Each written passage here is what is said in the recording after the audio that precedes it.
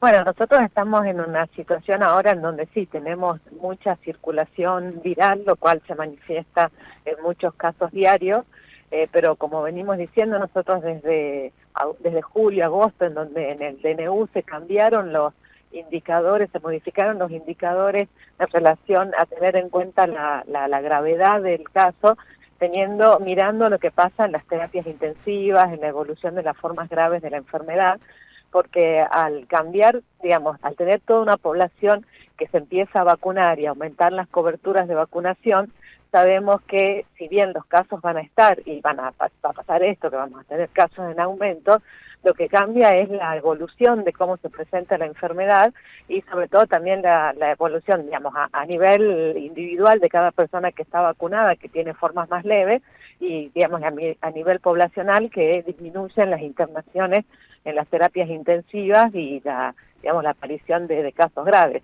Sí, es verdad que ahora nosotros tenemos un aumento en lo que hace a los testeos y a las consultas, pero en lo que está pasando en las terapias y en la internación, estamos viendo que eso no sigue en la misma manera la cantidad de casos diarios.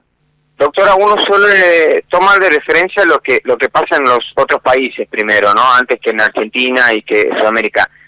Ya los ejemplos con la nueva variante lo estamos viendo en Sudáfrica, en Dinamarca y otros países. La curva muy diferente en la tercera ola con la segunda, doctora, lo que puede apreciar.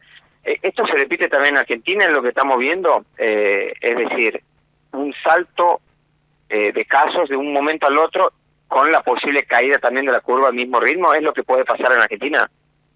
Sí, pensamos que es lo que puede pasar en Argentina por cómo se comporta esta variante. Esta variante genera esta transmisión porque, digamos, es muy contagiosa durante pocos días y ahí es donde se genera este aumento de casos así importante que después disminuye también, como está bajando en otros lugares, y bueno, puede llegar a pasar lo mismo acá, pero por supuesto también hay que tener en cuenta que tenemos la población muy vacunada, entonces eso hace que la presentación de la enfermedad sea distinta, o sea, hay muchos casos que son asintomáticos o con pocos síntomas, algunos leves y algunos moderados, y estamos viendo muy pocos casos graves, no solamente digamos acá, que recién está empezando, sino lo que está pasando, como bien decís vos, en los otros países, ¿no? En el hemisferio norte. Pero teniendo en cuenta que estamos muy cerca, circulando digamos, cursando esta ola, a diferencia también de otras variantes donde por ahí también demoraba más en llegar, ¿no? Así que esto también habla de lo contagiosa que es esta variante. Doctora, ayer se tomó la decisión en el Consejo Federal de la Salud de disminuir el periodo de aislamiento, que bueno, depende de las provincias. Tucumán, por ejemplo, dijo que no lo va a aplicar por el momento. ¿Por qué esta recomendación de acortar los días? Y bueno, justamente por esto, ¿no? Porque hay que pensar que las nuevas variantes, si tienen diferentes maneras de comportarse, tenemos que tomar diferentes medidas. O sea, las medidas se toman en relación a la variante que circula y cuáles son las características que tiene esa variante. Puntualmente, ahora lo que se vio, y también es la recomendación del CDC y de varios organismos científicos y publicaciones científicas, es que como esta variante contagia mucho 2 días previos a que aparezcan los síntomas y cuando aparecen los síntomas y hasta 2 días posteriores. Ese es el periodo de mayor contagio que tiene esta variante. Entonces, por eso, digamos, ¿por qué se hace el aislamiento? Para disminuir el contagio, disminuir la cadena, digamos, de contagio. La persona se queda aislada para que no contagie. Y entonces, ¿cuánto tiempo tiene que estar aislada? Tiene que estar aislada en relación a la cantidad de días que contagia. Ese es el, digamos, por supuesto, independiente de que si es un caso y tiene síntomas y tiene que hacer reposo por la enfermedad, ¿no? Pero estamos hablando de casos leves y de contactos estrechos asintomáticos, es decir, de personas que no necesitan estar en reposo, o sea, no están cursando la enfermedad, sino que el aislamiento tiene que ver con decir, bueno, en este periodo contagio, entonces me aíslo para no contagiar a nadie.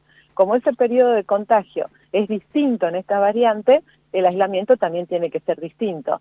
Así que por eso es que se tomaron estas medidas y aparte también porque tenemos alto porcentaje de población vacunada y también se vio que si bien los vacunados contagian, su periodo de contagio es menor y la capacidad de contagio también es un poco menor en relación a cuánto tiempo está el virus en las vías respiratorias altas.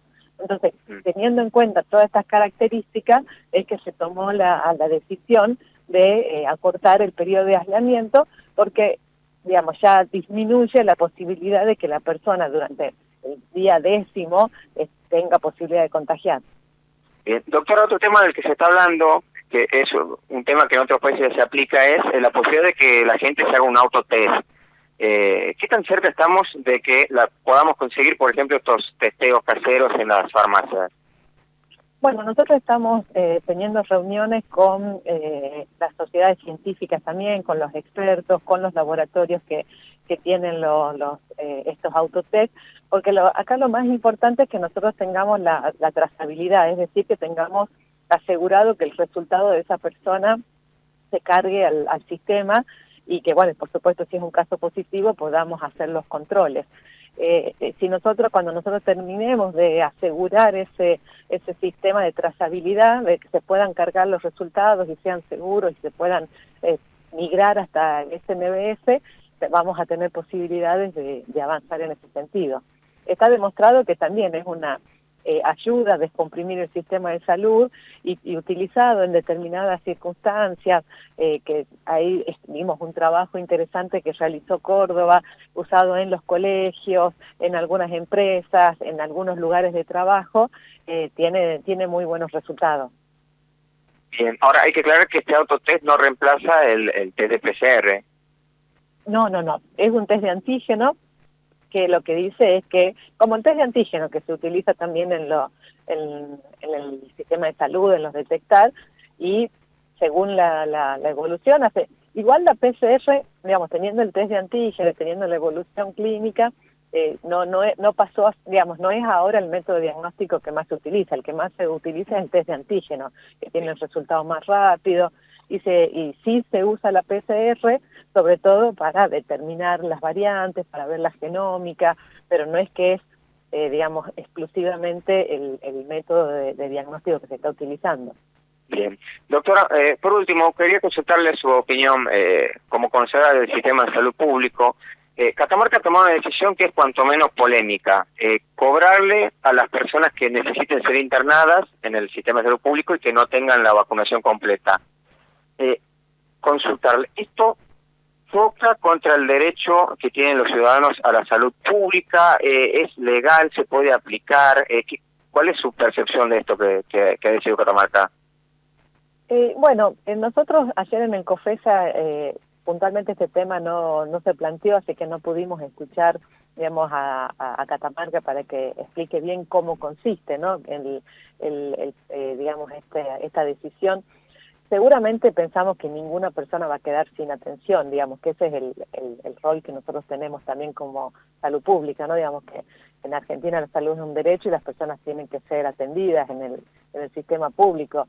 Quizás después en lo que nosotros llamamos recupero de costo, cuando las personas tienen obra social, se plantee el pago de digamos, si estuvo internado, la prestación que recibió posterior a que la reciba. Pero no tengo, digamos, no pude hablar con la ministra de Catamarca, así que no tengo bien en claro cómo piensan ejecutar esto. Sí, lo importante acá es que las personas se vacunen, digamos, sabemos que la vacunación cambia totalmente la evolución de la enfermedad y es esto que estamos diciendo, las personas vacunadas en general no van a necesitar internación, entonces un poco se refiere a eso también esta decisión de que las personas que se internen en su mayoría no van a estar vacunadas, así que quizás tiene que ver más con eso, ¿no? Con estimular la vacunación, que digamos, no un tema de negar atención. Bien. Doctora, muy amable por su tiempo, muchísimas gracias. No, de nada, hasta luego. Que tenga un buen día y un buen comienzo de año. Hablamos con la doctora Sandra Tirado, secretaria de Acceso a la Salud de la Nación.